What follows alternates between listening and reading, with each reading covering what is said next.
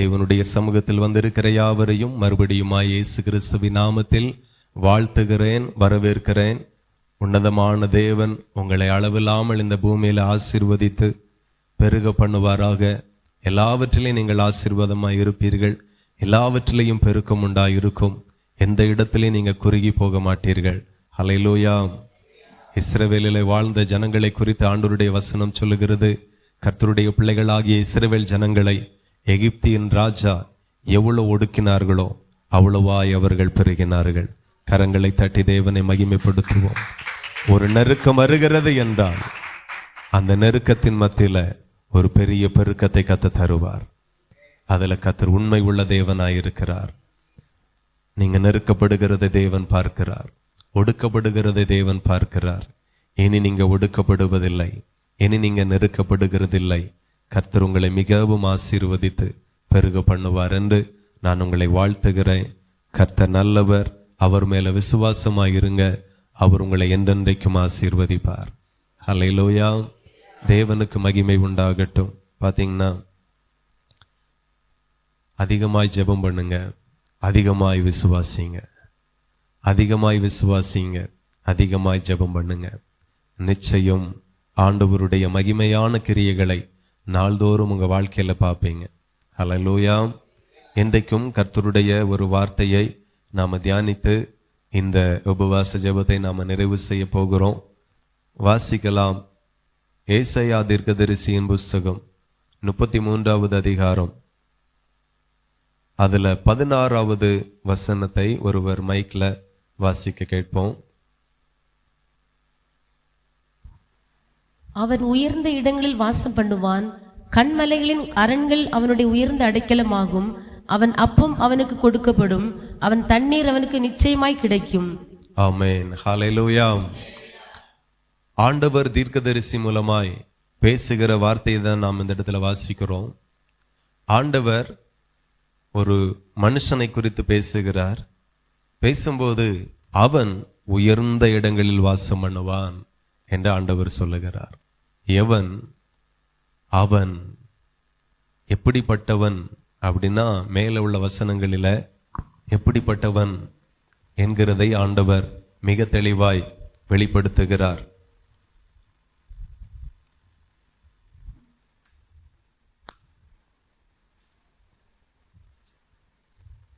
மேலே உள்ள வசனங்களில் நீங்க வாசித்தீர்களானால் ஆண்டவர் சொல்லுகிறார், அவன் உயர்ந்த இடங்களில் வாசம் பண்ணுவான், கண்மலைகளின் அரண்கள் அவனுடைய உயர்ந்த அடைக்கலமாகும். அவன் அப்பம் அவனுக்கு கொடுக்கப்படும், அவன் தண்ணீர் அவனுக்கு நிச்சயமாய் கிடைக்கும் என்று ஒரு மனுஷனுடைய ஆசீர்வாதத்தை குறித்து ஆண்டவர் பேசுகிறார். இந்த இடத்துல சொல்லப்பட்ட மேன்மையான ஆசீர்வாதம் இன்றைக்கும் எத்தனையோ மனிதர்களுக்கு இந்த பூமியில இல்லை. ஹல்லேலூயா. ஆனா ஆண்டவர் சொல்லுகிறார், அவன் உயர்ந்த இடங்களில் வாசம் பண்ணுவான். ஆமென். இன்னைக்கும் சமுதாயத்தில் நாங்க பார்க்கிறோம், சாலை ஓரத்தில் பார்க்கிறோம், குடும்பத்தால் கைவிடப்பட்டவர்கள் எத்தனையோ பேர். இருக்க நல்ல ஒரு வீடுகள் இல்லை. கடந்த நாட்களில் ஒரு வீடியோவை பார்த்தோம். பாம்பே பட்டணத்தில் குடிசை பகுதியில்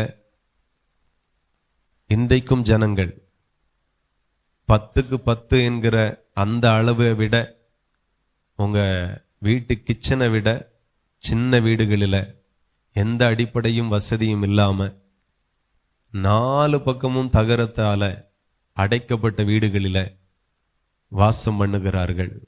ஆனால் ஆண்டவர் சொல்லுகிறார், அவன் உயர்ந்த இடங்களில் வாசம் பண்ணுவான். ஹல்லேலூயா.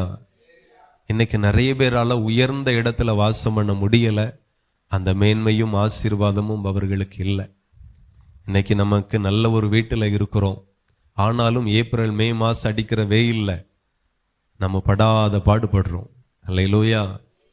எவ்வளவோ தண்ணி குடிக்கிறோம், 2 நேரம் குளிச்சு பார்க்கிறோம், ஆனாலும் நம்மளுக்கு முடியல. ஆனா 4 பக்கமும் தகரத்தால் அடைக்கப்பட்ட ஒரு வீட்டுல காலம் முழுக்க வாழணும் அப்படின்னா அந்த மனுஷனுடைய நிலைமை என்ன? அவர்களுடைய தரித்திரம் மாறாமல் இருக்கிறதற்கு காரணம் என்ன? அப்ப ஆண்டவர் நல்லவர், அவரிடத்துல பட்சபாதமே இல்லை. அவர் தாவீதை ஆசீர்வதித்தார், உங்களையும் ஆசீர்வதிக்க விரும்புகிறார். அவர் ஆபிரகாமை ஆசீர்வதித்தார், உங்க பிள்ளைகளையும் ஆசீர்வதிக்க விரும்புகிறார். பட்சபாதம் தேவனிடத்துல இல்லை, ஆனா கர்த்தருடைய கண்கள் பூமி எங்கும் உலாவிக் கொண்டிருக்கிறது. ஒவ்வொரு மனுஷனையும் கர்த்தருடைய கண்கள் கூர்ந்து கவனிக்கிறது. ஒவ்வொரு அசைவுகள், ஒவ்வொரு செயல்கள், ஒவ்வொரு செய்கைகள். அதுதான் வேதத்துல வாசிக்கிறோம். மனுஷன் முகத்தை பார்க்கிறான், கர்த்தரோ இருதயத்தை பார்க்கிறார். இருதயத்தை பார்க்கக்கூடிய ஒரு ஆற்றல் ஒரே ஒரு தேவனுக்கு மட்டும்தான் உண்டு. கரங்களை தட்டி அப்பாவை மகிமைப்படுத்துவோம். ஹல்லேலூயா. இன்னைக்கு இருக்கிற டெக்னாலஜி, இனி வரக்கூடிய டெக்னாலஜி எல்லாம் பயன்படுத்தினா கூட ஒரு மனுஷனுடைய இருதயத்துல என்ன இருக்கு என்கிறத மனுஷனால கண்டே பிடிக்க முடியாது. ஹல்லேலூயா. ஆனா தேவனோ இருதயத்தை பார்க்கிறார்.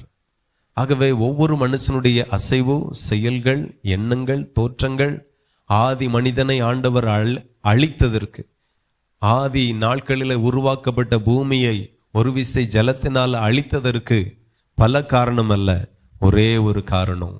அவனுடைய நினைவுகள் எல்லாம் நித்தமும் பொல்லாததா இருந்தது. இருதயத்தின் நினைவுகள் எல்லாம் பொல்லாததா இருந்தது. வழிகள் எல்லாம் பொல்லாததா இருந்தது. நான் சொல்லுகிறேன், பொல்லாத வழிகள், பொல்லாத நினைவுகளுக்கு நீங்களாகுவீர்கள். ஆனால் இந்த பூமியில வாழ்ந்திருக்கிற நாட்கள் எல்லாம் உயர்ந்த இடங்களிலே வாசம் பண்ணுவீர்கள். ஹல்லேலூயா. உயர்ந்த இடங்களிலே கர்த்தர் உங்களை கொண்டு வந்து ஆமென் வாழ வைப்பார். எத்தனையோ பேரை குப்பையிலிருந்து உயர்த்தி இருக்கிறார். எத்தனையோ பேரை பொழுதில இருந்து உயர்த்தி இருக்கிறார். பிரபுக்களோடு உட்கார வைத்திருக்கிறார். அந்த மேன்மையின் ஆசீர்வாதம் உங்களுக்கு இல்லாமல் போகாது. ஹல்லேலூயா. அவன் உயர்ந்த இடங்களில் வாசம் பண்ணுவான். கண்மலைகளின் அரண்கள் அவனுடைய உயர்ந்த அடைக்கலமாகும். அவன் அப்பம் அவனுக்கு கொடுக்கப்படும், அவன் தண்ணீர் அவனுக்கு நிச்சயமாய் கிடைக்கும். ஹல்லேலூயா. அவன் அப்பம் அவனுக்கு கொடுக்கப்படும், அவன் தண்ணீர் அவனுக்கு நிச்சயமாய் கிடைக்கும். இன்னைக்கு எத்தனையோ பேருக்கு அப்பம் இல்லை, எத்தனையோ பேருக்கு தண்ணீர் இல்லை. ஆனா கர்த்தர் அவனுக்கு உயர்ந்த அடைக்கலத்தை கொடுத்து, உயர்ந்த இடங்களில் வாசம் பண்ணக்கூடிய பாக்கியத்தை கொடுத்து, அப்பத்தை கொடுத்து, தண்ணீரை கொடுத்து, கடைசி மூச்சு வரைக்கும் ஒரு மனுஷனை ஆதரிக்க விரும்புகிறார். அவன் யார் அப்படின்னா, மேலே உள்ள வசனத்துல வாசித்தால், நீதியாய் நடக்கிறவனுக்கு இப்படி எல்லாம் செய்யப்படும். ஆமென். யாருக்கு இப்படி எல்லாம் செய்யப்படும்? நீதியாய் நடக்கிறவனுக்கு இப்படி எல்லாம் செய்யப்படும். எந்த ஊர்ல இருந்தாலும் சரி, எந்த இடத்துல இருந்தாலும் சரி, அவன் அப்பம் அவனுக்கு கொடுக்கப்படும், அவன் தண்ணீர் அவனுக்கு கொடுக்கப்படும், அவன் உயர்ந்த இடங்களிலே வாசம் பண்ணுவான். ஆமென். அமெரிக்கா தேசத்துல ஒரு மனுஷன் அதிபரானான். அப்ப அதிபரான பிறகு அவன் பேட்டி கொடுத்தான். ஒரு நாள் இந்த வெள்ளை மாளிகையினுடைய காம்பவுண்டுக்கு அந்த பக்கம் நின்று, கொஞ்சமாச்சும் தெரியாதா, எப்படியாகில வெள்ளை மாளிகையை பார்த்துட மாட்டோமா, அப்படி ஏங்கி நின்றோம். அந்த வாய்ப்பு கூட கிடைக்கல. ஆனால் இன்றைக்கு வெள்ளை மாளிகையில அமர்ந்து ஆளுகை செய்யும்படி தேவன் எனக்கு கிருபை செய்தார் என்று சொன்னார். ஹல்லேலூயா. தேவனோ ஒரு மனுஷனை புழுதில இருந்து உயர்த்துகிறவர், குப்பையிலிருந்து உயர்த்துகிறவர். அதற்கு அடையாளம் இந்த பூமியில் அநேக மனிதரை சொல்லலாம். கடந்த நாட்கள்ல ஒரு ஊழியக்காரர் பேட்டி கொடுத்தார். நான் பிச்சை எடுத்து சாப்பிட்டேன், அவ்வளோ கஷ்டம், ஆதரவு இல்லை, சொந்தங்கள் இல்லை, பெற்றோரை இழந்தேன், பிச்சை எடுத்து சாப்பிட்டேன். ஆனால் இன்றைக்கு ஊழியத்துல என்னை இவ்வளவாய் உயர்த்தினார் என்று சாட்சி கொடுத்தார். ஹல்லேலூயா. உயர்வு ஒரு மனுஷனுடைய, ஒரு நீதிமானுடைய அடிப்படை உரிமை.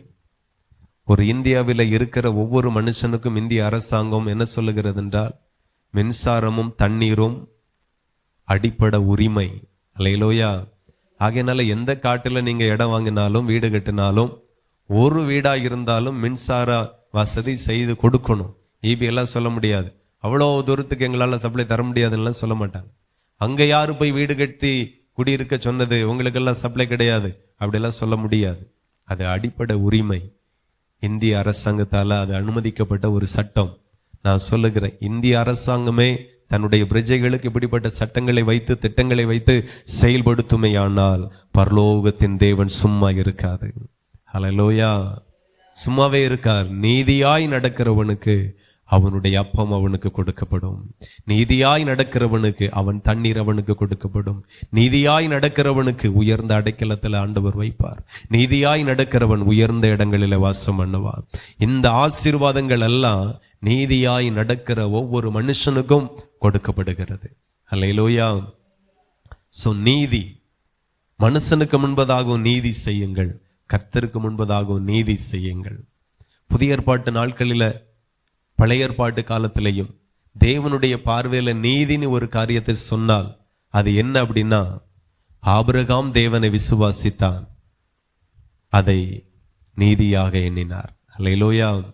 ஆபிரகாம் கர்த்தரை விசுவாசித்தான், கர்த்தர் அதை நீதியாக எண்ணினார் என்று வசனம் சொல்லுகிறது. அப்போ தேவனுக்கு முன்பதாக நீதியாக இருக்கிற காரியம் ரெண்டு. ஒன்று, மனிதர்களுக்கு நாம செய்யக்கூடிய நீதி என்ன உண்டு, கர்த்தருடைய பார்வையில நாம நீதியாய் வாழக்கூடிய விசுவாச வாழ்க்கையை குறிக்கிறது. இந்த ரெண்டு காரியத்திலையும் நம்முடைய நீதி தேவனுக்கு முன்பதாக வெளிச்சமாய் இருப்பதாக. ஹல்லேலூயா. இந்த ரெண்டு நீதியிலையும் நம்ம ஜீரோவா மாறிடக்கூடாது. தேவனையும் விசுவாசிக்கணும், மனுஷனுக்கு முன்பதாக நீதி செய்யணும். அநீதி செய்கிற மனிதர்கள் ஏராளம். ஆனாலும் அநீதி மனிதர்கள் செய்தாலும் நாம நீதியாய் வாழுவோம், நாம நீதி செய்வோம். நம்முடைய நீதியை பார்க்கிற ஆண்டவர் நம்மை உயர்ந்த இடங்களில் வாசம் பண்ணும்படியான மேன்மையும் ஆசீர்வாதத்தையும் கர்த்தர் நமக்கு கட்டளையிடுவார். ஹல்லேலூயா. ஆமா, எத்தனை பேர் நம்புகிறீர்கள்? அவர் சொன்னார் செய்வார், சொன்னதை செய்து முடிப்பார். நீதி, தேவ பிள்ளைகள்லாம் நீதியாயிருங்க. விசுவாசம் நீதி என்று சொல்லப்பட்டு இருக்கிறது. தேவனுக்கு முன்பதாக நீதியாய் வாழுங்க. எல்லாவற்றிலையும் கர்த்தரை விசுவாசிங்க. இன்னைக்கு நிறைய பேர் விசுவாசம் இல்லாமலே இருக்கிறாங்க. ஆதி சபையை குறித்து ஒரு நாள் தியானிச்சு கொண்டிருந்தேன். ஏரோது ராஜா பேதுருவை சிறைச்சாலைக்குள்ளாய் வைத்து நாளைக்கு இவனுடைய தலையை துண்டிக்க வேண்டும் என்று திட்டமிட்டு அவனை சிறைச்சாலைக்குள்ளாய் போட்டு பூட்டி அடுத்தடுத்து பாதுகாப்பு, 3 அடுக்கு பாதுகாப்பு போட்டு அவனை பத்திரப்படுத்தி வைத்திருந்தான். ஹல்லேலூயா. இந்த கதை எல்லாருக்கும் தெரியும் தானே? சரி, சபையார் என்ன செஞ்சாங்க? ஊக்கமா ஜெபம் பண்ணாங்க. ஆண்டவரே, சீசனாகிய பேதுருவை, எங்க ஊழியக்காரர்களாகிய பேதுருவை வெளியே கொண்டு வாருங்க, உங்களால தான் முடியும். கர்த்தர் ஜெபத்தை கேட்டார். ஹல்லேலூயா. தூதனை அனுப்பினார், சிறைச்சாலையின் கதவுகளை திறந்தார், கட்டுகளை உடைத்தார், பேதுருவை வெளியே கொண்டு வந்தார். சிறைச்சாலையின் வளாகத்திலிருந்தே ரொம்ப தூரம் கொண்டு வந்துட்டார். ரொம்ப நேரம் வரைக்கும் பேதுருக்கு ஏதோ கனவு காண்றோம், நம்மளை யாரோ வந்து சிறைச்சாலைக்குள்ள இருந்து விடுவிச்சு வெளியே கொண்டு போறாங்க அப்படிங்கிற மாதிரி கனவு காண்ற மாதிரியே கனவு கண்டா. ஆனா அதுதான் நிஜம். ஹல்லேலூயா. கர்த்தர் தம்முடைய தூதனை அனுப்பி அவனை வெளியே கொண்டு வந்தார். இப்ப நேர பேதுரு எங்க போறார் அப்படின்னா, ஜெபம் பண்ணி கொண்டிருந்த இடத்திற்கு போனார். ஹல்லேலூயா. இப்போ கதவை தட்டுகிறார். பேதுரு சத்தமா, நான் பேதுரு வந்திருக்கிறேன், கர்த்தர் என்னை விடுவிச்சிட்டாரு அப்படின்னா யாரும் நம்பல. அப்ப எப்படிதான் இருந்து ஜெபம் பண்ணிருக்காங்க? விசுவாசமே இல்லாம.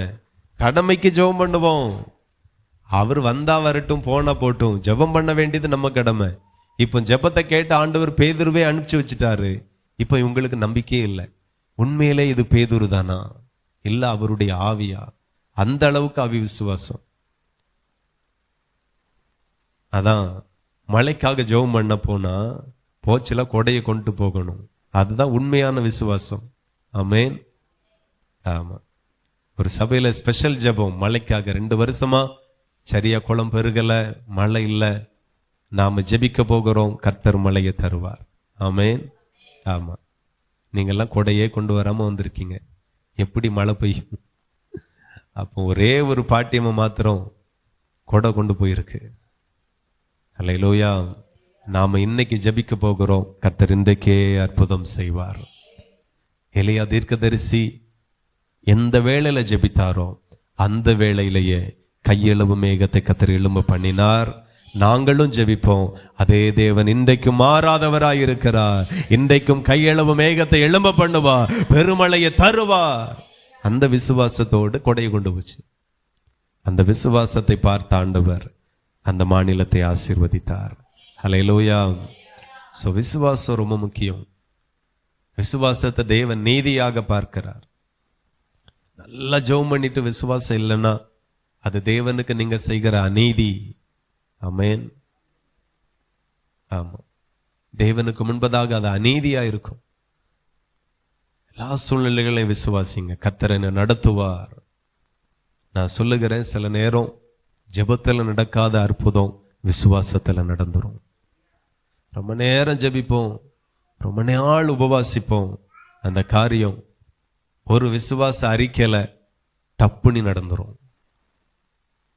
ஆகையினால நிறைய காரியத்துல விசுவாசத்தை முன்னிறுத்துங்க. பேதுருவும் யோவானும் ஜெப வேளையில அவர்கள் ஜெபிக்க போனார்கள். அல்லேலூயா. ஆமா, சப்பானியை சுகமாக்க போகல, ஜெபிக்க போனார்கள். ஆனா வழியிலே ஒரு சப்பானி இருந்தான். எழுந்து நட என்று சொன்னார்கள். அல்லேலூயா. அந்த வார்த்தையெல்லாம் நல்லா கூர்ந்து கவனிங்க. விசுவாசத்தை வெளிப்படுத்தணும், விசுவாசத்தை அறிக்கையிடணும், விசுவாசத்தை பேசணும். இதெல்லாம் நமக்குள்ள வரணும். எத்தனை பேருக்கு வரும்? அவர்கள் தான் நீதி செய்கிறவர்கள். நிறைய பேருக்கு விசுவாசத்தை பேசவும் தெரியாது, அறிக்கை பண்ணவும் தெரியாது, ஜெபிக்க மட்டும் நல்லா தெரியும். ஏதோ ஆண்டவர் தயவு செய்து இறக்கப்பட்டு பேதுருவை விடுவித்தார். உண்மையில அந்த சபையார் ஜெபித்தனால விடுதலை வரல. ஆவி விசுவாசிகள் எல்லாம் கூடி ஜெபித்து என்ன நடக்க போகுது? நம்ம வாழ்க்கையில நிறைய காரியம் தடையா இருக்கிறது இருக்கு. விசுவாசத்துல பேச நமக்கு வரமாட்டேங்க. நமக்கு ஹிந்தியில பேச வருது, இங்கிலீஷ்ல பேச வருது, தமிழ்ல பேச வருது, செந்தமிழ்ல பேச வருது. ஆனா விசுவாசத்துல மட்டும் நமக்கு பேச வர மாட்டேங்க. என்னைக்கு விசுவாசத்துல பேச வருதோ அன்னைக்கு அற்புதமும் வந்துரும். விசுவாசத்துல பேசுறீங்களா? என்ன வீட்டுல விசுவாசத்துல பேசுறீங்களா?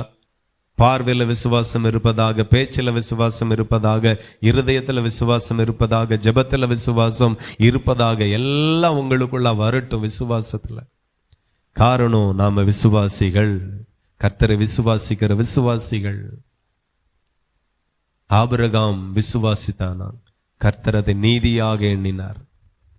அப்ப தேவன் பார்க்கிற ஒரு நீதி இருக்கு, நாம மனுஷனுக்கு செய்ய வேண்டிய நீதியும் இருக்கு. ரெண்டு நீதியிலேயே நாம நடப்போமையானால் கர்த்தர் நம்மை உயர்ந்த அடைக்கலத்துல வைப்பார். விசுவாசம் இல்லாம யாருக்கும் ஆண்டவர் அற்புதம் செய்ய மாட்டார். விசுவாசத்தை பேசுங்க, விசுவாசத்தை பேசுங்க. கணவன் ஒரு காரியத்தை சொன்ன விசுவாசத்துல பேசுங்க. இந்த மாசம் கடை வாங்க வேண்டியது வந்துருமோ, விசுவாசத்தை மனைவி பேசுங்க. இல்ல நீ மனைவி சொல்லும் போது கணவன் விசுவாசத்தை பேசுங்க. இந்த விசுவாசத்தை பேசுகிற இந்த வார்த்தையை உன்னதமான தேவன் கேட்பார். நிறைய நேரம் அற்புதங்களுக்காக இயேசு கிறிஸ்துவும் ஜெபித்தது கிடையாது, சீசர்களும் ஜெபித்தது கிடையாது. அவர்கள் விசுவாசத்துல பேசினார்கள். ஆமென். ஆமா, அதான் ரொம்ப ஆச்சரியம். அப்போ விசுவாசத்துல பேசுகிறது எவ்வளவு முக்கியம் என்கிறத நீங்க கவனிக்கணும். பேதுரு யோவானும் ஜெபாலயத்துக்கு போகும்போது பிச்சை எடுக்கிறவன் சப்பானியா இருந்தான். அவர்களிடத்துல ஏதாகிலும் கிடைக்கும் என்று சொல்லி நம்பி கேட்டான். வெள்ளியும் பொண்ணும் என்னிடத்துல இல்ல, என்னிடத்துல இருக்கிறதை உனக்கு கொடுக்கிறேன், எழும்பி நட என்று சொன்னார். அந்நேரமே எழும்பி நடந்தான். கரங்களை தட்டி தேவனை மகிமைப்படுத்துங்க. அந்நேரமே எழும்பி நடந்தான்.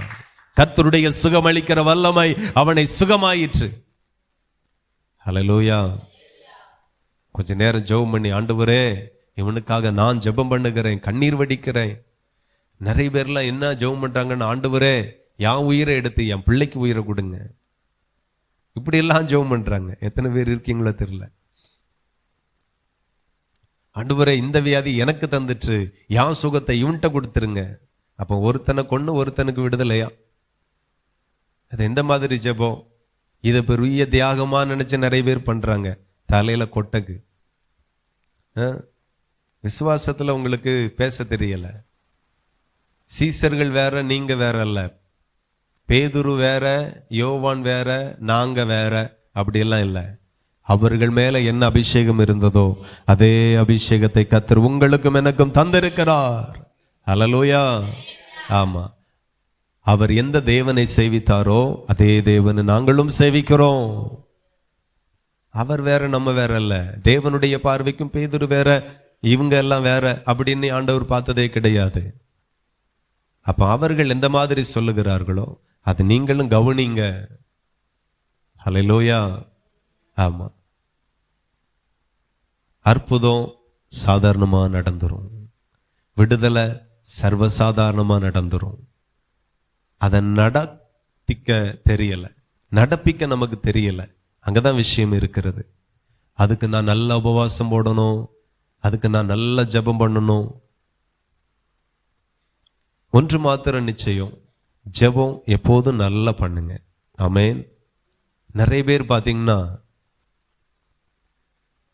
ஒரு தேவை சந்திக்கப்படும்படி நிறைய ஜெபிப்பாங்க, தேவை சந்திக்கப்பட்ட பிறகு கம்மியா ஜெபிப்பாங்க. சுகத்திற்காக நிறைய ஜெபிப்பாங்க, சுகம் கிடைச்ச உடனே கம்மியா ஜெபிப்பாங்க. வீடு கட்டக்காக நிறைய ஜெபிப்பாங்க, கட்டி முடிச்ச உடனே கம்மியா ஜெபம் பண்ணுவாங்க. திருமணம் நடக்கணும்னு நிறைய ஜெபிப்பாங்க, முடிஞ்ச உடனே கம்மியா ஜெபிப்பாங்க. நான் என்ன சொல்ல வரேன், ஜெபம் எப்போதுமே அதிகமாகவே இருப்பதாக. ஆகையினாலதான் ஆண்டவர் சொல்லுகிறார், இடைவிடாமல் ஜெபம் பண்ணுங்கள். ஆமென். அப்போ ஜெபம் எப்போதுமே அதிகமாக இருக்கணும். விடுதலைக்காக ஜெபம் இல்லை, சுகத்திற்காக ஜெபம் இல்லை, ஆரோக்கியத்திற்காக ஜெபம் இல்லை, தேவனோடு இருக்கிற உறவுக்காக எப்போதுமே ஜெபம். அந்த ஐக்கியத்துல, உறவுல, தேவனுக்குள்ளாக நான் வளரணும், தேவனுக்குள்ளாக நிலைத்திருக்கணும். ஜெபம் ரொம்ப அவசியம். தேவைக்காக நான் அதிகமா ஜெபிப்பேன், அந்த ஜெபம் தயவு செய்து வேண்டாம். அதனுடைய அர்த்தம் என்ன தெரியுமா? நீங்க தேவனை பயன்படுத்துகிறீர்கள். கருவேப்பிலை மாதிரி சமையல் ஆரம்பிக்கும் போது கருவேப்பிலை இல்லாட்டாலும் பக்கத்து வீட்டில் போய், பக்கத்து தோட்டத்தில் போய், கடையில் போய் வாங்கி ஆமா வச்சிருப்போம், ஃப்ரெஷ்ஷா இருக்கும். சமையல் முடிஞ்சவொடனே முதல்ல தட்டுல இருந்து கீழே போறது யாருதான்? கருவேப்பிலை தான். ஆமா, அதே மாதிரிதான் நிறைய பேர் ஆண்டவரை யூஸ் பண்றது. இப்போ எனக்கு ஒரு திருமணம் நடக்கணும், இப்போ குழந்தை பாக்கியம் கிடைக்கணும், நான் அதுவரை நல்ல உபவாசம் போட்டு, அப்படி இல்லை. எப்போதுமே ஜெபம் இருக்கட்டும், வாரந்தோறும் உபவாசம் இருக்கட்டும், அதிகமாக இருக்கட்டும். தேவனோடு இருக்க இருக்க நான் பிரகாசித்து கொண்டே இருப்பேன். நான் தேவனோடு இருக்க இருக்க என் ஆவிக்குரிய பலம் கூடிக்கொண்டே இருக்கும். எத்தனை பேர் அதை நம்புறீங்க? ஸோ அதுக்காக நாம் அதிகமாய் ஜெபிப்போம். நிறைய பேர் தேவனை யூஸ் பண்றீங்க, அதை செய்யாமல் நான் அவரை பயன்படுத்துகிறதை காட்டிலும் அவர் என்னை பயன்படுத்தணும். எத்தனை பேர் அதை விரும்புறீங்க? அவர் என்னை பயன்படுத்தணும், அவர் என்னை பயன்படுத்தணும். அதுதான் ரொம்ப மேன்மையா இருக்கும். ஸோ இந்த இடத்துல பேதுருவும் யோவானும் சற்றும் யோசிக்கல, கொஞ்சம் ஜெபம் பண்ணிட்டு வரைச்சல ஒன்று சுகமாக்கிறது என்ன. ஆமா, ஜெபம் கொஞ்சம் காணாது. எனக்கு நிறைய பேருக்குள்ள ஒரு ஃபீல் ஆகுதா, ஜெபம் காணாது, 2 நாளா ஜெபம் காணாது, 2 வாரமா ஜெபம் காணாது, சில ஆளுக்கெல்லாம் 2 வருஷமா ஜெபம் காணாது என்கிற இண்டிகேட் இருதயத்துல பண்ணிக்கிட்டே இருக்கு, உன் ஜெபம் சரியில்லை அப்படின்ற. அவங்க எப்போதுமே ஜெபத்திலையும் அபிஷேகத்திலையும் நிரம்பி இருந்தார்கள். என் பாத்திரம் நிரம்பி வழிகிறது, அபிஷேகத்துல நிரம்பி வழியட்டும். நிறைய பேருக்குள்ள இல்ல. தேவன் பார்க்கிறார், நீதியாய் நடக்கணும், நீதியாய் நடக்கணும். அவன் தான் உயர்ந்த இடங்களில வாசம் பண்ணுவான். மனுஷனுக்கு முன்பதாக நீதி செய்யுங்க, கர்த்தருக்கு முன்பதாகவும் நீதி செய்யுங்க. அதுல தேவன் மிகவும் பிரியப்படுகிறார். ஹல்லேலூயா. சங்கீதம் 11:7 வாசித்தால்,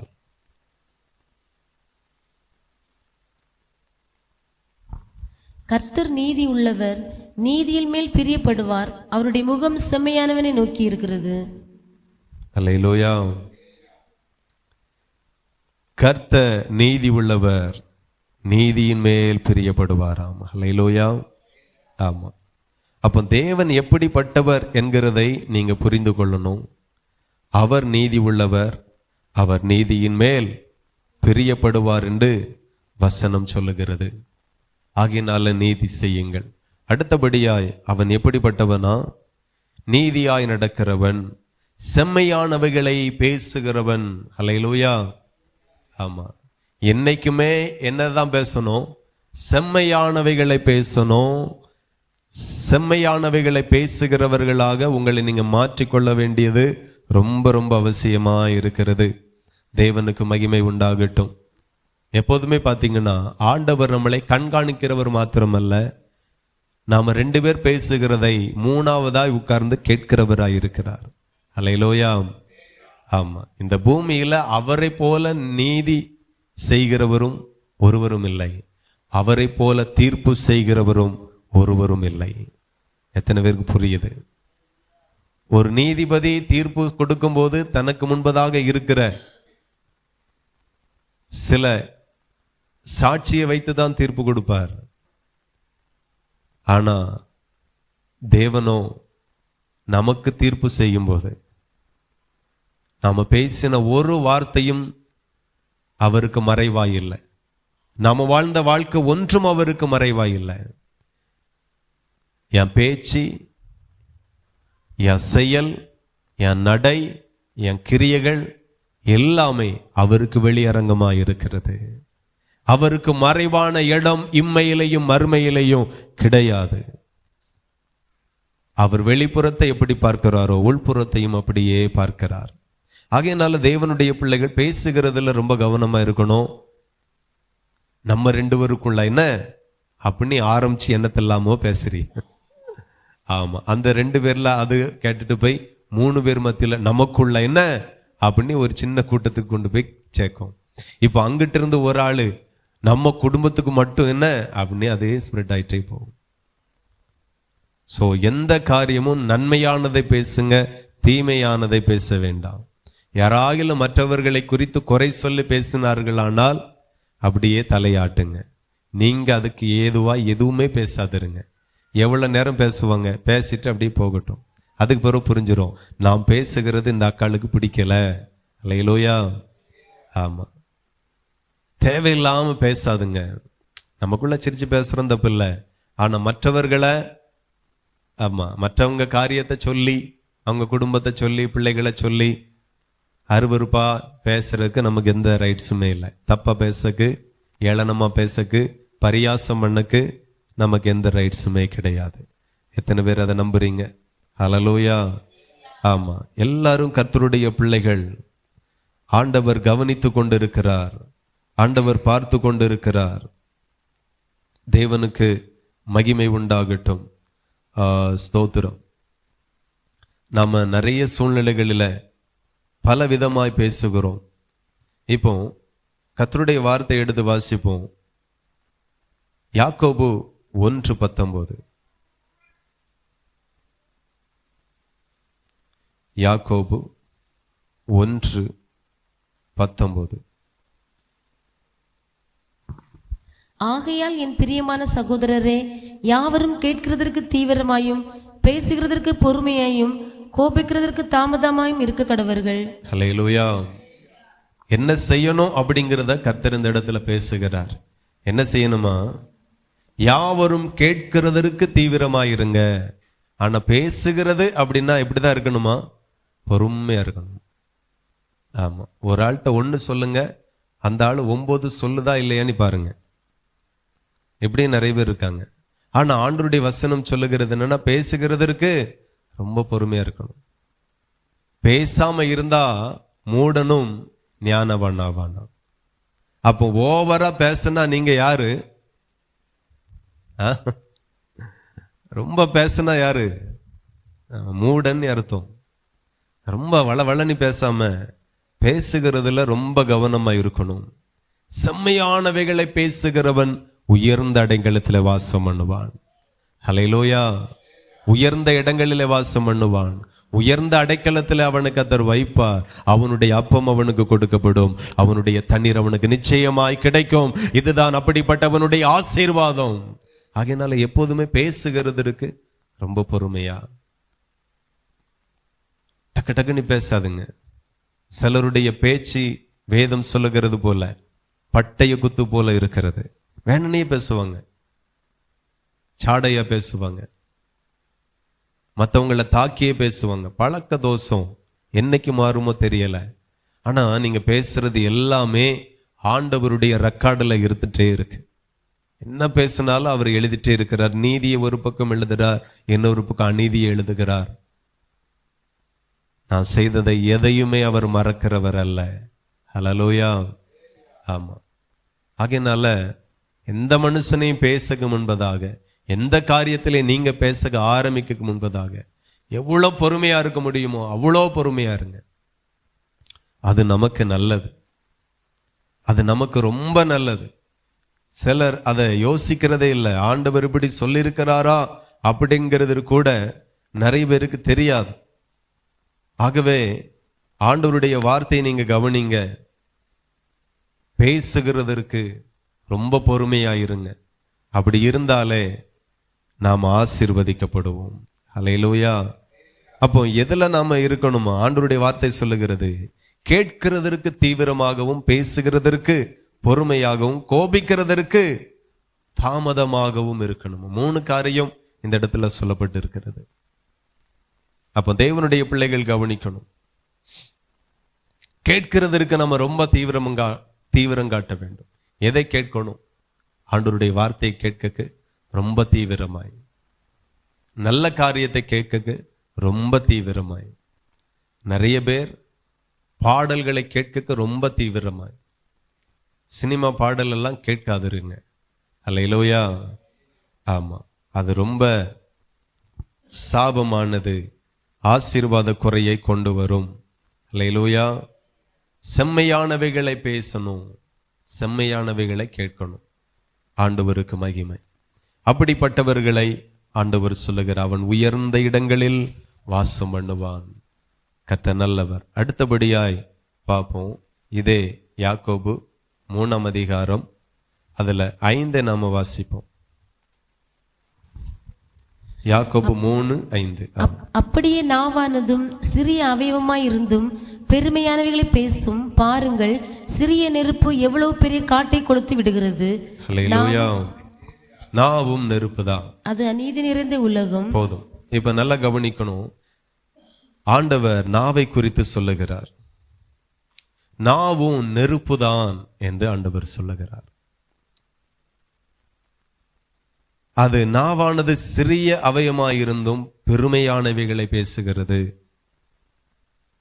ஒரு சின்ன பெருமையான வார்த்தை வெளிப்பட்டுனா அதுவே நம்ம மேல பெரிய சாபத்தை கொண்டு வரும். ஏனென்றால் வேதம் நமக்கு சொல்லுகிறது, பெருமை உள்ளவனுக்கு கர்த்தர் எதிர்த்து நிற்கிறார். ஆகையினால பேசும்போதெல்லாம் ஆண்டவர் இழுத்துருங்க. அல்லேலூயா. எப்படி அப்படின்னா, என்ன நல்லா இருக்கீங்களா அப்படின்னா சிலர் சொல்லுவாங்க, எங்களுக்கு என்ன நல்லா இருக்கும் அப்படின்னு சொல்லுவாங்க. ஆனா உங்கள்கிட்ட யார் ஆகிலும் நல்லா இருக்கீங்களான்னு கேட்டா நீங்க என்ன சொல்லணும்? ஆண்டவருடைய பெரிய கிருபையினால நல்லா இருக்கிறோம். அல்லேலூயா. ஸோ அவரை அந்த வார்த்தையில சேர்த்துட்டோம்னா எல்லா பெருமையும் எல்லா புகழும் தேவன் ஒருவருக்கே போய் சேரும். அவர் ரொம்ப சந்தோஷப்படுவார், இந்த வாழ்வில என்னை கனப்படுத்தினார்கள் என்று. ஆகவே பேசுகிற வார்த்தையெல்லாம் நமக்கு இங்கிலீஷ் தெரியும், ஹிந்தி தெரியும், தமிழ் தெரியும், பல மொழிகள் தெரியலாம். ஆனால் தேவனுக்கு பிரியமாய் பேசுக நமக்கு தெரியணும். அது ரொம்ப முக்கியம். தேவனுக்கு பிரியமில்லாமல் பேசுகிறது என்ன பிரயோஜனத்தை கொண்டு வரும்? தேவனுக்கு பிரியமானவைகளை பேச பழகணும். நிறைய பேருக்கு தெரியல, தேவனுக்கு பிரியமானதை எப்படி பேசணும் புரியல. வாயில வரதெல்லாம் பேசுறது, பேச தெரிஞ்சதெல்லாம் பேசுறது. ஆண்டவர் நாவை குறித்து நீங்க எச்சரிக்கையா இருக்கும்படி சொல்லுகிறார். நாவு நெருப்பு தான். ஒரு நெருப்பு காட்டையே கொளுத்தி விடுகிறது. ஹல்லேலூயா. ஒரு நெருப்பு எவ்வளோ பெரிய காட்டை கொளுத்தும் அப்படிங்கிறதுக்கு இக்காலத்துல வாழக்கூடிய நமக்கு சொல்லியே தர வேண்டாம். அமெரிக்கா தேசத்துல எரிஞ்சுக்கிட்டே இருக்கு, இன்னும் அணைக்க முடியல. கிட்டத்தட்ட 13 நாள் ஆச்சுன்னு நினைக்கிறேன். எரிஞ்சிட்டு தானே இருக்கு. ஞாத்து வரைக்கும் எரிஞ்சு 7ஆம் தேதி ஆரம்பிச்சு எத்தனை நாள் ஆச்சு பாருங்க. பெரிய கஷ்டம். அப்போ அந்த மாதிரி நாவு கொளுத்திரும், வாழ்க்கையை கொளுத்திரும். இம்மைக்குரிய வாழ்வை கொளுத்திரும், மறுமைக்குரிய வாழ்வை கொளுத்திரும். வாயை வச்சுட்டு சும்மா இருந்தாலே நிறைய பிரச்சனைக்கு தீர்வு வந்துடும். அல்லேலூயா, தேவனுக்கு மகிமை உண்டாகட்டும். வாசிப்போம். நாவும் நெருப்புதான், 6வது வசனம். அது அநீதி நிறைந்த உலகம். நாவும் நெருப்புதான், அது அநீதி நிறைந்த உலகம். நம்முடைய அவயவங்களில் நாவானது முழு சரீரத்தையும் கரைப்படுத்தி ஆயுள் சக்கரத்தை கொளுத்து விடுகிறதாயும் நரக அக்கினியினால் கொளுத்தப்படுகிறதாயும் இருக்கிறது. அல்லேலூயா, தேவனுக்கு மகிமை உண்டாகட்டும். ஆண்டவருடைய வார்த்தை சொல்லுகிறது, நாவானது முழு சரீரத்தையும் கரைப்படுத்தி ஆயுள் சக்கரத்தை கொளுத்தி விடுகிறதாயும் இருக்கிறது. ஆமென். அப்போ கரைபடக்கூடிய ஒரு வழி அப்படின்னா நாவு மூலமாக நம்முடைய வாழ்க்கை கரைபற்றும். அது இச்சையானதை பேசும், பாவமானதை பேசும், பெருமையானதை பேசும். இதெல்லாம் நம்ம பரிசுத்த வாழ்க்கையை கெடுத்துரும். ஆகையினால நாம ரொம்ப எச்சரிக்கையா இருக்கணும். நாவினால நாம கரைபடவே கூடாது. ஆகவே ஆண்டவர் சொல்லுகிறார், நீதியாய் நடந்து செம்மையானவைகளை பேசணும். நிறைய பேர் பெரிய பாவமே செஞ்ச மாட்டாங்க, ஆனா வாய் கொஞ்சம் ஓவரா இருக்கும், அதுலயே வாங்கி கட்டிட்டே இருப்பாங்க. அதுக்கு பிறகு நினைப்பாங்க, நான் எந்த சபைக்கு போய் எனக்கு என்ன கிடைச்சி, என்ன உபவாசம் போட்டேன், ஒன்றும் நடக்க மாட்டேங்க. அப்படின்னா காரணம் எல்லா கேடும் நாவில் தான். நம்ம வாயிலாலே நமக்கு சூனியம் வச்சுக்கிட்ட மாதிரி தான் கிட்டத்தட்ட. ஆகையினால பேசக்கு தீவிரமா பேசிடாதுங்க, பொறுமையா இருங்க, நிதானமா இருங்க. பேசுகிறதற்கு கொஞ்சம் கண்ட்ரோல் பண்ணுங்க. உங்களை டக்கு டக்குன்னு பேசாதிருங்க, அமைதியா இருங்க. அப்படி இருந்தால் நல்லது. நாவானது ஆண்டவருடைய வசனம் சொல்லுகிறது, ஆயுள் சக்கரத்தையே கொளுத்தி விடுமா. ஆமென், ஹல்லேலூயா. தேவனுக்கு மகிமை உண்டாகட்டும். நாவை அடக்க ஒரு மனுஷனாலும் கூடாது, அது அடங்காத பொல்லாங்குள்ளதும் சாவுக்கு எதுவான விஷம் நிறைந்ததுமாய் இருக்கிறது. இப்படி ஒரு சின்ன நாக்கை குறித்து இவ்வளோ விஷயத்தை ஆண்டவர் புதிய ஏற்பாட்டில் எழுதி வைத்திருக்கிறார். ஆகவே அவரவருடைய நாவை குறித்து எச்சரிக்கையாக இருங்கள். நீங்க செம்மையானவைகளை பேசுவீர்களானால் ஆண்டவர் சொல்லுகிறார், அவன் உயர்ந்த இடங்களிலே வாசம் பண்ணுவான். அல்லேலூயா. சோ எல்லா ஆசீர்வாதமும் ஜெபத்தினால உபவாசத்தினால வராது, செயல்களினால வரக்கூடிய ஆசீர்வாதம் ஏராளம் இருக்கிறது. எத்தனை பேருக்கு புரியுது? எல்லாம் ஜெபம் பண்ணி ஆசீர்வாதம் வந்துரும் நினைக்காதுங்க. ஜெபத்துல வரக்கூடிய ஆசீர்வாதம் மட்டும்தான் ஜெபத்துல வரும். விசுவாசத்துல வரக்கூடிய ஆசீர்வாதம் மட்டும் விசுவாசத்துல வரும். வாழ்க்கையின் மூலமாய் வர வேண்டிய ஆசீர்வாதம் எவ்வளவு விசுவாசித்தா கூட வராது. எத்தனை பேருக்கு புரியுது? ஜெபம் எவ்வளவு முக்கியமோ வாழ்க்கை அவ்வளோ முக்கியம். என் வாழ்க்கை அடுத்த கட்டத்துக்கு போக மாட்டேங்கி, அடுத்த கட்டத்துக்கு போக மாட்டேங்கி. நிறைய நாட்கள்ல நம்ம குழம்புறோம். எங்க போய் ஜெபம் பண்ணா வாழ்க்கை அடுத்த லெவலுக்கு போகும், எந்த ஊழியக்காரர் இடத்துல போய் ஜெபம் பண்ணா வாழ்க்கை அடுத்த கட்டத்திற்கு போகும்.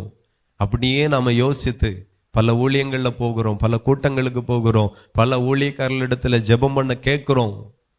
ஆனா ஆண்டவர் இன்றைக்கு சொல்லுகிறார், நீ கவனிக்க வேண்டியது உன் வாழ்க்கையை. அல்லேலூயா. வாழ்க்கையை தான் நம்ம ரொம்ப கவனிக்கணும். எல்லா ஆசீர்வாதமும் விசுவாசத்துல வராது, எல்லா ஆசீர்வாதமும் உபவாசத்துல ஜெபத்துல வராது, பரிசுத்தத்துல வராது. வாழ்க்கையில இருக்கிறது நிறைய ஆசீர்வாதம். நாம செம்மையானவைகளை பேசாம நீதியாய் நடக்காம இப்படியே இருப்போமேயானால் நிச்சயமா ஆண்டவருடைய ஆசீர்வாதம் நம்ம மேல வராது. அவனை உயர்ந்த இடங்களில வாசம் பண்ண ஆண்டவர் ஒரு நாளும் அனுமதிக்க மாட்டார். அல்லேலூயா. நம்முடைய வாழ்க்கை இந்த வசனத்தின்படி மாறுமையானால் சிறைச்சாலைக்குள்ளாய் இருந்தவனை சிங்காசனம் வரைக்கும் உயர்த்துகிற கர்த்தருடைய கரம் இன்றைக்கும் உண்மை உள்ளதா இருக்கிறது, இன்றைக்கும் உண்மை உள்ளதா இருக்கிறது. ஹல்லேலூயா. ஆமா. எப்போ வாழ்க்கையில ஒரு நல்ல வாசல் நமக்கு திறக்கும் அப்படிங்கிறதே நமக்கு தெரியாது. ஆனா நம்முடைய வாழ்க்கையை நம்ம காத்துக்கொள்வோமே ஆனால் நமக்கு முன்பதாக திறக்கப்படக்கூடிய வாசல்கள் அதிசயமானவைகள் ஏராளம் இருக்கிறது. மகிமையான வாசல்கள் நமக்கு திறக்க போகிறது. நம்புறீங்களா? ஹல்லேலூயா. எத்தனையோ பேருக்கு வாசல்கள் திறந்தது. உங்களுக்கு திறக்கும், உங்களுக்கு திறக்கும். இன்னைக்கு இந்த பூமியில நிறைய பேருடைய வாழ்க்கை மாறி இருக்கிறது. ஒரு விளையாட்டு போட்டிகளில் ஜெயித்தவர்கள் எத்தனையோ இடங்களில் நம்ம கேள்விப்படுகிறோம். உங்க வாழ்க்கை சீக்கிரமாய் மாற போகிறது. ஜெபத்துல என் சூழ்நிலை, என் நெருக்கம், என் தரித்திரம் மாறிரும் அப்படின்னு நினைக்காதுங்க. ஹல்லேலூயா. உபவாசத்துல என் நெருக்கம், என் போராட்டம் எல்லாம் மாறிரும் அப்படின்னு மட்டும் நினைக்காதுங்க. உபவாசம் தேவை. ஹல்லேலூயா. ஆமா, உபவாசம் தேவை, ஜெபம் தேவை, துதி தேவை, ஆராதனை தேவை. ஆனா அது மூலமா எவ்வளவு ஆசீர்வாதத்தை கர்த்தர் அனுமதிச்சிருக்கிறாரோ அந்த அளவு மட்டுமே உங்க வாழ்க்கையில வரும். அதை தாண்டி வேற இடத்தையும் ஆண்டவர் சொல்லியிருக்கிறார். நாம எப்போதுமே நாம நெருக்கப்படும் போது நாம கவனிக்கிறது உபவாசம், ஜெபம், துதி, ஆராதனை, வேத வாசிப்பு, காணிக்கை, இவைகளை தான் நம்ம நோட் பண்ணுகிறோம். இதெல்லாம் கரெக்டா தானே இருந்தேன், பின்ன ஏன் இந்த அடி விழுந்து யோசிக்கிறோமா இல்லையா? வேற எதுக்கு இந்த சோதனை? நான் எல்லாம் நல்லா தானே செய்தேன். இல்ல, பேசுறதுல நீங்க கோட்டை விட்டீங்க, பேசுறதுல நீங்க கவனம் இல்லாம பேசிட்டீங்க. அது ஆயில் சக்கரத்தையே எரிச்சிருது. ஹல்லேலூயா. சரீரத்தை கரப்படுத்திருது. தேவையில்லாம பேசிட்டீங்க. சோ வார்த்தை ரொம்ப ரொம்ப ரொம்ப முக்கியம். ஹல்லேலூயா. தேவனுக்கு மகிமை உண்டாகட்டும். நாவும் நெருப்புதான், பெருமையானவைகளை பேசுமா. இதுல இருந்தெல்லாம் தப்பணும், இதுல இருந்தெல்லாம் உங்க வாழ்க்கையை காத்து கொள்ளணும். ஹல்லேலூயா. எல்லாரிடத்திலையும் தயவாய் பேசுங்க, அன்பாய் பேசுங்க, சாந்தமாய் பேசுங்க. துரோகிட்ட பேசுனா கூட வசமா சிக்கிக்கிட்டான், நல்ல நாக்க புடுங்கி சாகுற மாதிரி கேட்டு விட்டுறணும்னு மட்டும் நினைக்காதுங்க. அது உங்களுக்கே கஷ்டத்தை கொண்டு வந்துடும். எதிரியா இருந்தாலும், துரோகியா இருந்தாலும், வஞ்சகக்காரனா இருந்தாலும், அவன் செய்த துரோகம் நம்ம காதுக்கு வந்தாலும் நாம நீதியா பேசுவோம், தயவா பேசுவோம். ஹல்லேலூயா. ஆமா, நம்ம குடும்பம் தானே, நம்ம தம்பி தானே, நம்ம மைனி சம்மந்தி தானே, இதுல என்ன இருக்கு? அப்படி இல்லை. அப்படின்னா மைனி சம்மந்திக்கு வேற ஏதாவது ஆகமத்தை ஆண்டவர் எழுதியிருப்பார். இது எல்லா சம்மந்திக்கும் இதேதான். ஆமா, மாமியார்ட்ட இப்படி, அப்ப மாமியார் மருமகளுக்கு தனி ஆகமத்தை ஆண்டவர் உண்டு பண்ணியிருப்பார். எல்லாரும் இப்படிதான் இருக்கணும். உறவு முறை எது வேண்டாலும் மாறும். ஆனா ரட்சிக்கப்பட்டு நீங்கள் வசனத்தின்படி தான் இருக்கணும். அதுல மாற்றமே வரக்கூடாது. நான் வெளியே எல்லாத்தையும் கரெக்டா இருப்பேன், குடும்பத்துல அப்படிதான் இருப்பேன், அப்படிதான் பேசுவேன்னா அது அப்படி இல்லை. அப்ப வெளியே வாழுக்கு ஒரு பிரமாணம், குடும்பத்துல வாழுக்கு ஒரு பிரமாணம் இல்லை. எங்க வாழ்ந்தாலும் ஒரே தேவனை தான் சேவிக்கிறோம். அவருடைய பிரமாணம் மாறாதது. வானமும் பூமியும் ஒளிந்து போனாலும் அவருடைய வார்த்தை ஒளிந்து போகவே போகாது. மாறாததா இருக்கிறது, மாற்றக்கூடாததா இருக்கிறது. இன்னைக்கு நிறைய பேர் வசனத்தை மாற்ற ட்ரை பண்ணிட்டே இருக்காங்க. சில சபைகள் ஓப்பனாவே சொல்லுது, மத தலைவர்கள், பைபிள் காலாவதி ஆயிற்று அப்படின்னு ஒரு கூட்டம் சொல்லிக்கிட்டே இருக்கு. கிறிஸ்தவர்கள் தான் பைபிள் காலாவதி ஆயிற்று, இனி திரும்ப எழுதணும். திரும்ப எழுதுனா என்னெல்லாம் எழுதுவாங்க? தனக்கு வசதிப்பட மாதிரி எல்லாத்தையும் எழுதி வைப்பாங்க. அதான் முயற்சி நடந்துகிட்டே இருக்கு. ஆமா, ஆணும் கல்யாணம் பண்ணிக்கிடலாம், பெண்கள் கல்யாணம் பண்ணிக்கிடலாம். வேற ஆமா, 3ஆம் பாண்டிலத்தை உள்ள கொண்டு வந்துடலாம். அவங்களுக்கு ஒரு பிரமாணம் எல்லாம் இவனே எழுதி வச்சிருவான், இதான் பைபிள் அப்படின்ட்டு. கர்த்தர் பார்க்கிறார். இந்த பிரமாணம் எந்த உறவுக்காகவும் மாறாது, எந்த பிள்ளைக்காகவும் மாறாது.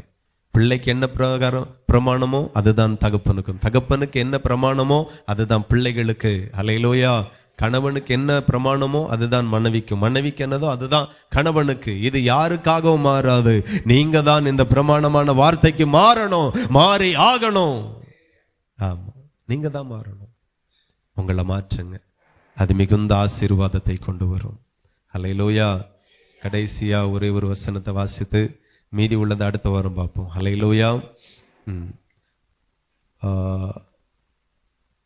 அடுத்த வசனம் சொல்லுகிறது, ஏசாயா 33 15 வாசித்தால், இடுக்கண் செய்வதால் வரும் ஆதாயத்தை வெறுக்கிறான். அல்லேலூயா.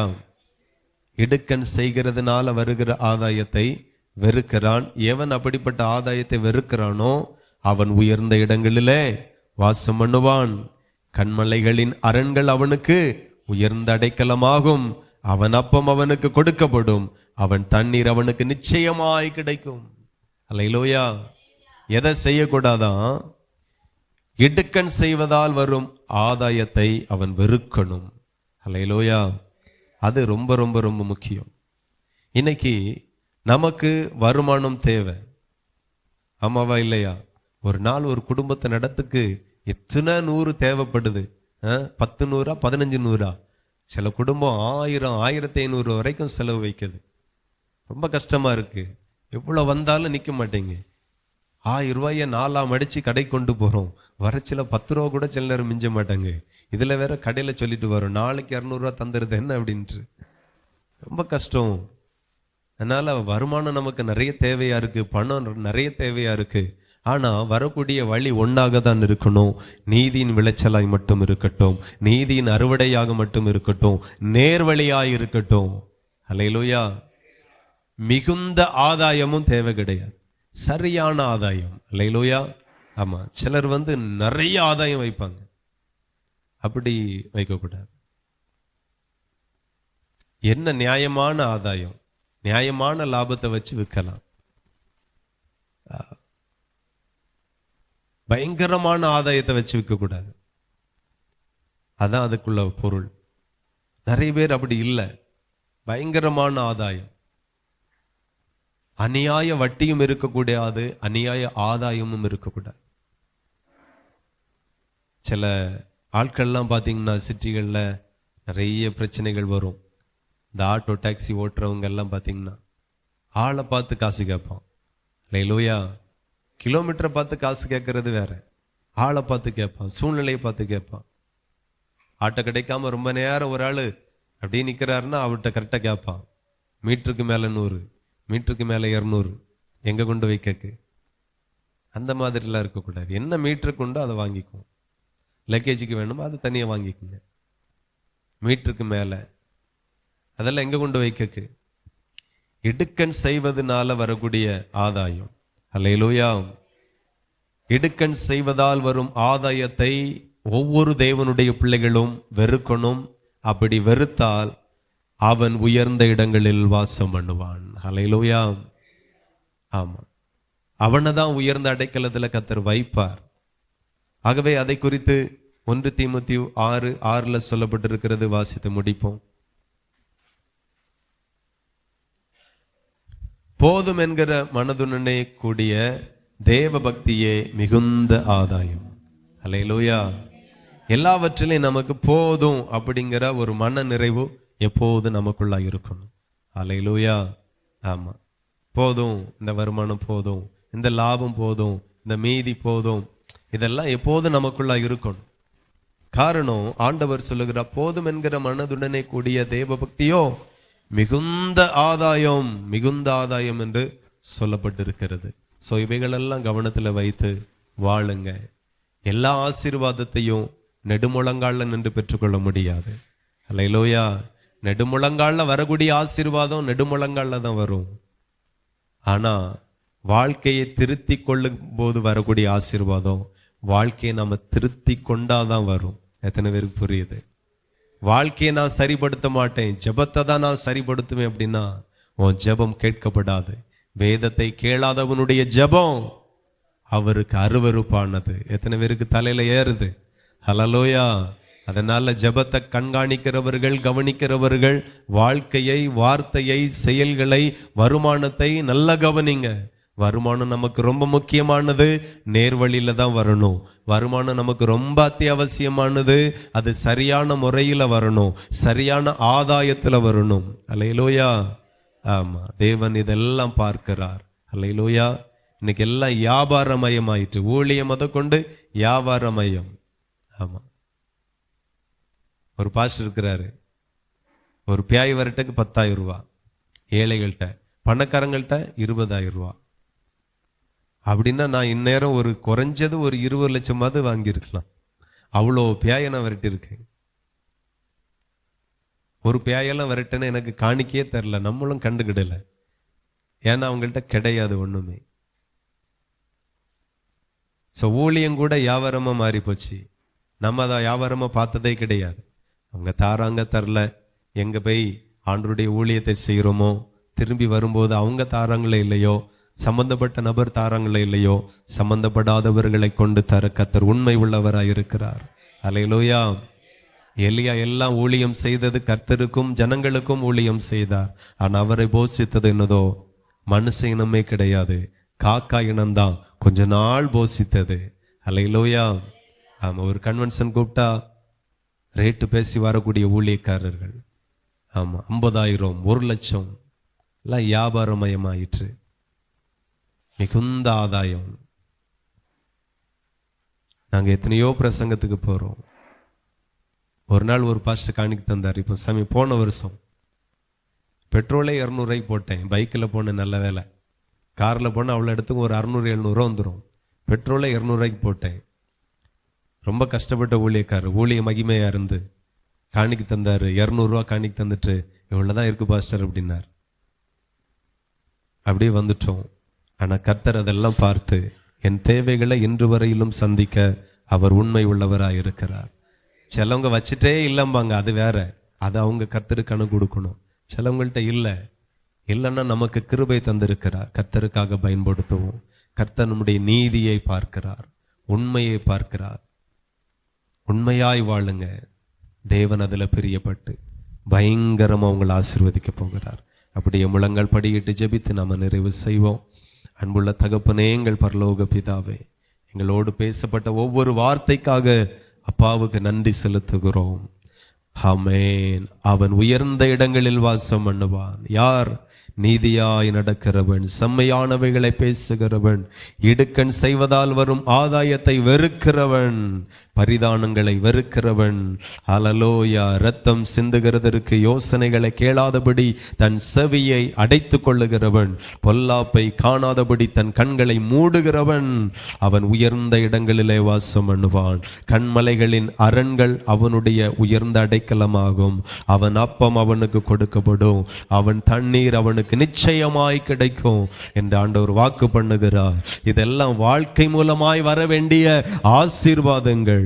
ஆமென். நீங்க வாழக்கூடிய முறையை மாற்றுங்க, முறைகளை கவனிங்க. நான் எப்படி வாழுகிறேன், தேவனுக்கு முன்பதாய் மனுஷனுக்கு முன்பதாய்.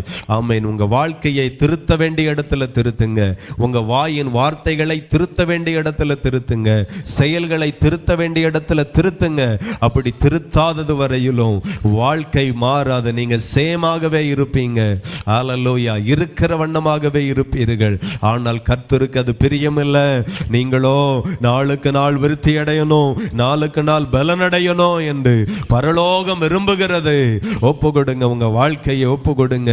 என் வார்த்தையை நான் கவனிப்பேன், என் நடையை நான் கவனிப்பேன், என் செயலை நான் கவனிப்பேன், என் கண்களின் பார்வைகளை நான் கவனிப்பேன்.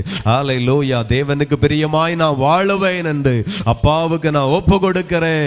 ஆண்டவர் என்னை ஆசீர்வதிங்க, பொல்லாத வழிகளில் ஆமென் இருந்து நான் விலகுகிறேன். என் வாழ்க்கை ஆசீர்வதிக்கப்படட்டும். சகேவு சொல்லுகிறான், யாரிடத்திலே ஆகிலும் நான் அநியாயமாய் வாங்கினது உண்டானால் நாளத்தனையாக கொடுத்து விடுகிறேன் ஆண்டவரே என்று வாழ்க்கையை திருத்தினான். கர்த்தர் அவனை ஆசீர்வதித்தா, அவன் வீட்டில் தங்கினார். ஹல்லேலூயா. தேவனுக்கு மகிமை. வாழ்க்கையை திருத்துங்க, நீங்க ஆசீர்வாதமாய் இருப்பீர்கள். ஆசீர்வதிக்கிற பிதாவை தொடர்ந்து நடத்துங்க. ஆசீர்வதியும் இயேசுவின் நாமத்தில் ஜெபிக்கிறோம். ஜெபங்களும் நல்ல பிதாவே. ஆமென். நாத்துமாவே கர்த்தரை ஸ்தோத்திரி, என் முழு உள்ளமே பரிசுத்த நாமத்தை ஸ்தோத்திரி. நாத்துமாவே கர்த்தரை ஸ்தோத்திரி, கர்த்தர் செய்த சகல உபகாரங்களை மறவாதே. ஆமென், ஆமென். ஹல்லேலூயா. கர்த்தர் தாமே உங்களை ஆசீர்வதிப்பார். Praise the Lord. ஸ்தோத்திரம், ஸ்தோத்திரம், ஸ்தோத்திரம்.